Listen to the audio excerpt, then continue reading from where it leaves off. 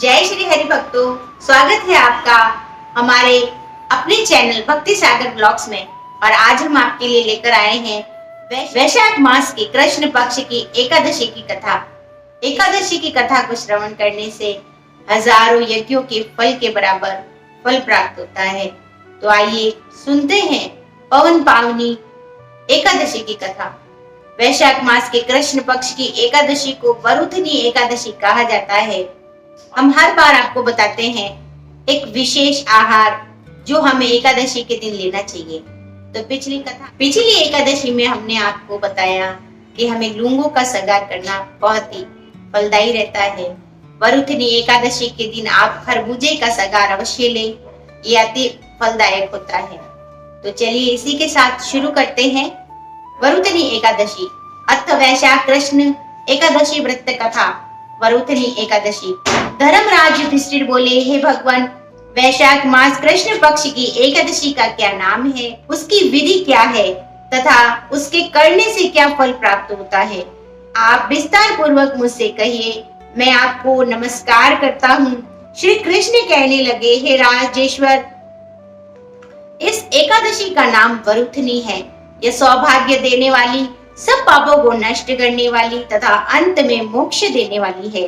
इस व्रत को यदि कोई अभागिनी स्त्री करे तो उसको सौभाग्य मिलता है। इसी वरुथनी एकादशी के प्रभाव से राजा मंदाता स्वर्ग को गया था।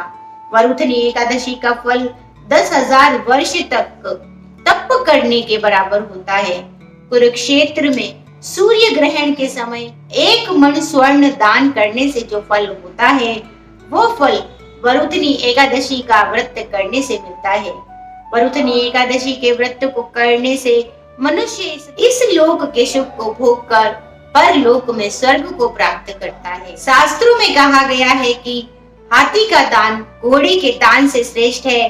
हाथी के दान से भूमि दान, भूमि के दान से तिलों का दान, तिलों के दान से स्वर्ण का दान तथा स्वर्ण के दान से अन्न का दान श्रेष्ठ है। अन्नदान देवता, पितर और मनुष्य तीनों तृप्त हो जाते हैं। वरुथनी एकादशी के व्रत अन्नदान तथा कन्यादान को दोनों के बराबर फल मिलता है। जो मनुष्य लोभ के वश होकर कन्या का धन लेते हैं, वे प्रलय काल तक नरक में वास करते हैं और उनको अगले जन्म विलाप का जन्म लेना पड़ता है। जो मनुष्य प्रेम एवं धर्म सहित कन्या का दान करते हैं, उनके पुण्य को चित्रगुप्त भी लिखने में असमर्थ है। जो मनुष्य इस वरुथनी एकादशी का व्रत करते हैं, उनको कन्या दान का फल मिलता है।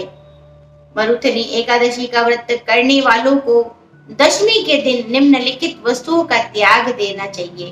कांसे के बर्तन में भोजन करना, मांस खाना, मसूर की दाल, चना का साग, कांदों का साग, मधु, शहद, दूसरे का अन्न, दूसरी बार भोजन करना, स्त्री प्रसंग, ब्रह्मचर्य का पालन करना, व्रत वाले दिन जुआ नहीं खेलना और संयम भी नहीं करना चाहिए। इस दिन पान खाना, दातुन करना, दूसरे की निंदा करना, चुगली करना, पापी मनुष्यों के साथ बातचीत सब त्याग देना चाहिए। उस दिन क्रोध, मिथ्या भाषण का त्याग करना चाहिए।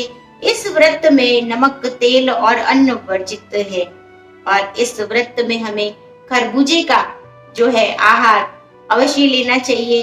वह अति उत्तम फल देने के बराबर होता है। हे राजन, जो मनुष्य विधिवत इस एकादशी को करते हैं, उनको स्वर्ग लोक की प्राप्ति होती है।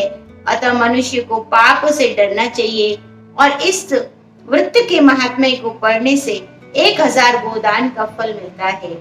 इसका फल गंगा स्नान के फल से भी अधिक है।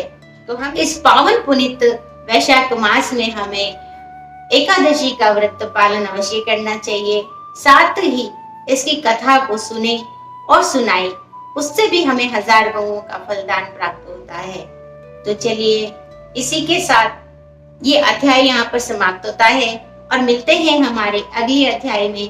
यदि आपने अभी तक हमारे चैनल को सब्सक्राइब नहीं किया है तो झट से सब्सक्राइब कर लीजिए हमारे चैनल को, ताकि आगे आने वाले सभी धार्मिक नोटिफिकेशन के वीडियोस की जानकारी आपके पास आ सके।